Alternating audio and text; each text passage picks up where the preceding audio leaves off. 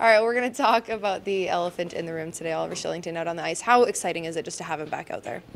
Yeah, well, for me, it's I'd never been around Oliver, so it's good to kind of start to get to know him, and I'm happy for him. Happy that he's making steps, and it's nice to have him for our practice.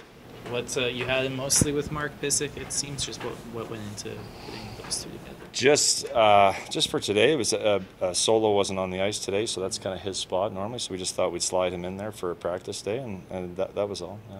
How do you think he looked? Fine. You know what I mean? Like, as a head coach, you're kind of watching your drills and everybody else, but a couple times I landed on him, thought it was nice to have you can see, even though he's probably a little bit rusty, but some of his plays and how he protects the puck, and it's nice having those guys, I say those guys as NHLers on the ice. It's nice to have them around us. Today's his first day, obviously, so we can appreciate that it's still really new for him, but what can you tell us in terms of what a plan might be for him in terms of conditioning and being around you guys and playing? I think just for right now, that's exactly what you said. That's his first day. Like, let him get out there, have a practice, see how he's feeling, and then I think we just kind of go on day by day and see how he does.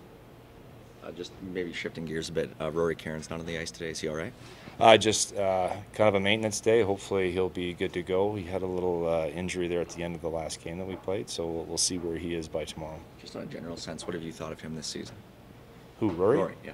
Yeah, no, he's had a good year. He's got some good points. We'd like to see him. The pace of the game's getting a little faster right now, so he's just got to make sure he's keeping his pace. We've seen Matt Coronado get some stints here. What's the biggest thing you've seen him improve on since the first day you've seen him to now? When Matt first came down, I just feel like he was maybe kind of looking for some confidence with the puck, and I feel like he's found that. He's feeling good.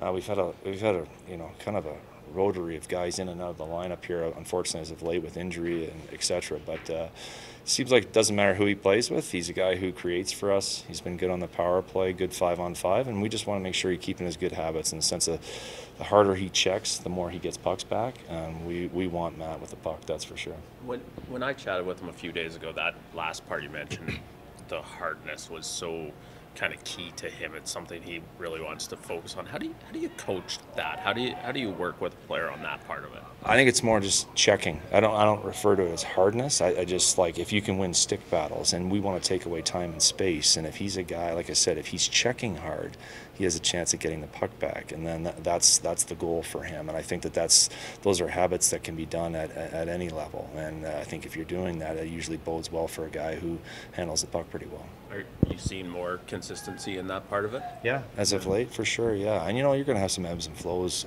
Guys are down here, they're having a good segment, and all of a sudden they make it sleepy, so you got to get back onto them. Consistency is a big thing, right? We want to make sure that we're being as consistent as possible with him, and then also his play is consistent as possible, because that's huge in translating the National Hockey League.